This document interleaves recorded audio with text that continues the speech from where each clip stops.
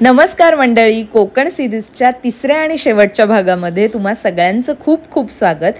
ज्या दिवशी आम्ही श्री लक्ष्मीकांत केशवराज मंदिरात गेलो होतो त्याच दिवशी आम्ही संध्याकाळी कड्यावरच्या गणपतीच्या दर्शनासाठी आंजर्लेला गेलो.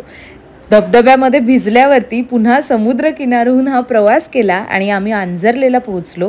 कड्यावरच्या गणपती मंदिराच्या अगदी दारापर्यंत बस जाते, त्यामुळे आम्हाला अजिबात चालावं लागलं नाही. जे मंदिराच्या परिसरात चाललो तेवढंच.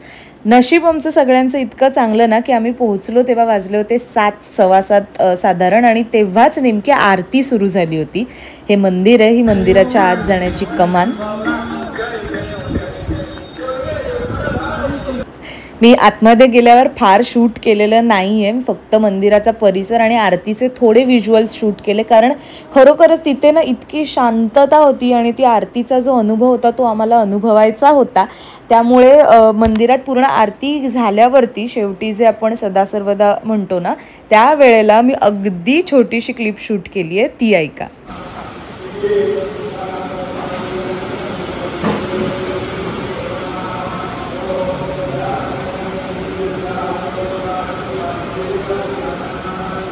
या मंदिराची खासियत सांगायची तर गणपतीचं पहिलं पाऊल इथे पडलं होतं असं म्हटलं जातं. आता पहिलं पाऊल पडलं म्हणजे काय, तर त्याचा इतिहास सुद्धा मी तुम्हाला सांगणार आहे. काही फोटोजच्या माध्यमातून तिथे सगळी माहिती दिली होती.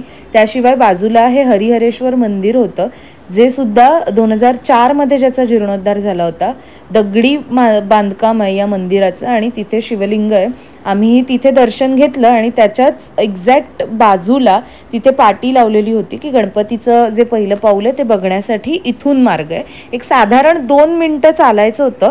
या मंदिराची जर तुम्हाला माहिती द्यायची झाली थोडक्यात तर 1768 ते 1780 या कालावधीत हे मूळ मंदिर जांभ्या दगडाने बांधण्यात आलं होतं. 1990 मध्ये त्याचा पुन्हा एकदा जीर्णोद्धार झाला.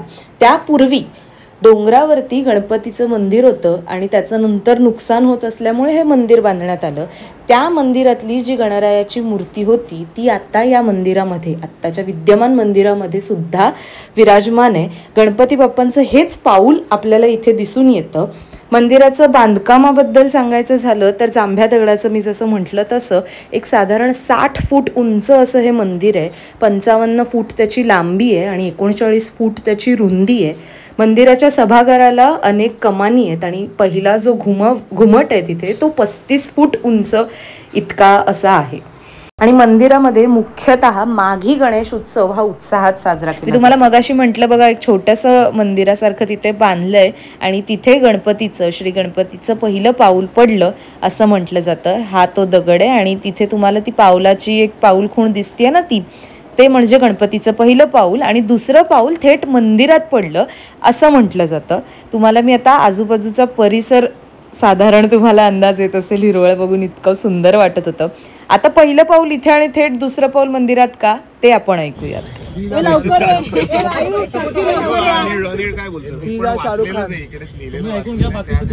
पण नाही कोणी सांगितलं की ते जास्त पटतं ना. अशी आख्यायिका आहे की गणपतीचं मंदिर आधी समुद्राच्या इथे होतं आणि समुद्राची जशी पातळी वाढत गेली तसं मग ते, आणि अजूनही काही वर्षांपूर्वीपर्यंत पूर्ण ओटीला त्याचे अवशेष दिसायचे. ते तिथे पातळी वाढत गेल्यावरती असं झालं की नाही, हे मंदिर आपल्याला दुसरीकडे बांधायला हवं, म्हणून मग इथे कड्यावरती ते मंदिर बांधलं. आणि मग ते बांधून झाल्यानंतर प्रतिष्ठापनेच्या वेळेला गणपती जो आला तर त्या मंदिरातून इथे येताना त्यांनी पहिलं पाऊल इथे ठेवलं आणि दुसरं पाऊल डायरेक्ट तिथे विराजमान झालं. असं करून हे पहिलं पाऊल त्याचं कड्यावरती येणार. आता तुम्ही श्रेयस दादाकडून ज्या पद्धतीने ऐकलत की डोंगरावर असलेल्या या मंदिरात समुद्राच्या पाण्याने बऱ्यापैकी नुकसान झालं होतं आणि त्यानंतर जे आत्ता विद्यमान मंदिर आहे त्याचं बांधकाम करण्यात आलं. त्यावेळेचे जे मंदिराचे व्यवस्थापक होते श्री रामकृष्ण भट हरी नित्सुरे यांना दृष्टांत झाला होता की मंदिर आता जुनं झालं आहे, त्याचा जीर्णोद्धार करायला हवा. त्यानुसार ते जेव्हा पुण्यात गेले आणि त्यांनी पेशव्यांचे सावकार आणि ज्यांचं मूळ गाव आंजर्ले असे श्री दादाजी घाणेकर यांची भेट घेतली. त्यानंतर त्यांनी रघुनाथ कृष्ण भट धारवाड आणि दादाजी घाणेकर यांच्या मदतीने, आर्थिक मदतीने आत्ता उभं असलेलं जांभ्याच्या दगडाने बांधलेलं कौलारू असं हे मंदिर बांधलं. त्यावेळेस 1768 ते 1780 मध्ये याचं बांधकाम झालं होतं. याच्यामध्ये ना एक झाड दिसतं, त्याच्यामध्ये एक दुसरं कोड दिसतं वरनं आलेलं. ओके, सो काही फळं अशी असतात की जी पक्षी खातात आणि त्यांच्या विष्ठेमधनं जे बी पडतं त्याच बीमधनं ते झाड येतं. सो हे आहे ते. आणि हा जो प्रकार आहे याला स्ट्रँगलर फायकस असं म्हणतात. स्ट्रँगलर अशासाठी कारण तुम्ही बघितलं तर चहूबाजूनी ते असं त्याला विळखे घालतं आणि ते विळखं घातल्यामुळे ते स्ट्रँगलर म्हणजे त्याला अगदी आवडल्यासारखं असं होतं. आणि अनेकदा ते जे मधलं झाड असतं ज्याच्यावर बसून पक्ष्यांनी शीट केलेली असते ते झाड मरतं. सो म्हणून त्याला स्ट्रँगलर फायकस असं म्हणतात. आणि हे जे मधलं झाड असतं ते फायकस प्रजातीचं असतं. मराठीत कोणतं झाड आहे? गळा घोटतं, त्यामुळे त्याला स्ट्रँगलर फायकस म्हणतात. मराठीत काय नाव? पुढचं झाड आहे ना त्याच्यावर तुम्हाला असे हिरवे हिरवे पॅचेस दिसतात बघ. तर हे तुम्हाला असं हे जे आहे हे एक विशिष्ट प्रकारचं शैवाल आहे आणि जिथे प्रदूषण नसतं त्याच ठिकाणी फक्त हे तुम्हाला शैवाल दिसतं. आणि त्याच्यामुळे इथे तुम्हाला हे जे आहे ना मध्ये फक्त त्याच्यावर ते हिरवे पॅचेस आहेत तर ते फक्त त्याच ठिकाणी तुम्हाला दिसतं. आणि त्याच्यामुळे तुम्हाला लक्षात येईल की इथे एकदम प्रदूषण विरहित असं ठिकाण आहे, एकदम चांगलं. चला, आणि तुम्ही घरामध्ये दगडी फूल वापरता म्हणजे स्वयंपाकामध्ये, तर त्याची प्रजाती ती आहे. जास्त आर्द्रता आहे ना त्या ठिकाणी तुम्हाला हे फक्त दिसतं. तो तुम्ही फणसडच्या जंगलात गेलात किंवा असं जिथे खूप आर्द्रता आहे अशा ठिकाणी आलात तरच तुम्हाला फक्त हे दिसतं. हे होते विनायक सर, म्हणजेच लोकसत्ता ऑनलाईनचे कार्यकारी संपादक विनायक परब सर. तुम्ही त्यांना गोष्ट मुंबईची मध्ये पाहिलं असेल, पाहिलं नसेल तर जाऊन ती सिरीज आवर्जून पहा. त्यांनी आम्हाला या झाडांची माहिती दिली आणि नंतर आम्ही निघालो परतीच्या प्रवासाला सिद्धी. आणि इथे जाताना पण सुद्धा अनेकांचं इतकी ऊर्जा होती सगळ्यांमध्ये, नाचत गात पुन्हा आम्ही पोहोचलो. घरी गेल्यावरती आम्हाला पुन्हा व्हेज जेवणारे जे होते त्यांच्यासाठी हा छोले पुरी दही भात आणि शिरा असा बेत होता. आणि नॉनव्हेज जे खातात त्यांच्यासाठी विलावरती वेगळा बेत होता. त्याच्यानंतर आम्ही काही शूट केलं नाही कारण रात्री डमशेराट्स वगैरे खेळून अत्यंत दमलो होतो.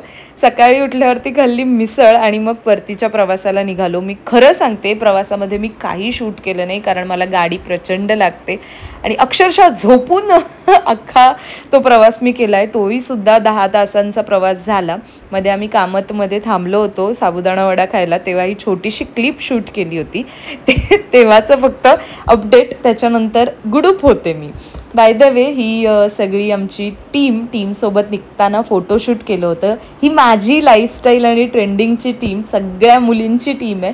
ही माझी नवीन टीम, व्हिडिओ टीम. तुम्हाला मी लवकरच एक गुड न्यूज सांगणार आहे, सो त्याच्यामध्ये मी ह्यांच्याबद्दल नक्की आवर्जून उल्लेख करेनच. आणि ही संपूर्ण लोकसत्ता ऑनलाईनची टीम, यामध्ये तुम्हाला रवी काका दिसतील, म्हणजे जे योगेश सरांचे भाऊ आहेत. त्यांनी आम्हाला 3 दिवसांसाठी इतकं छान जेवण आणि सगळी सोय केली होती. त्यासाठी त्यांचे मानावेत इतके आभार कमीच आहे. बाकी इथेच थांबूया. आणि तुम्हाला कोकण ट्रिप यावेळची आवडली असेल तर मला कमेंट करून नक्की सांगा. उर्वरित 2 व्हिडिओसुद्धा आवर्जून बघा. आणि यापुढची तुम्हाला कुठली ट्रिप बघायला आवडेल हे सुद्धा मला कमेंट करून सुचवा. शक्य होईल तसं मी जाण्याचा प्रयत्न करेन. पुढचा व्हिडिओ येईपर्यंत बाय बाय.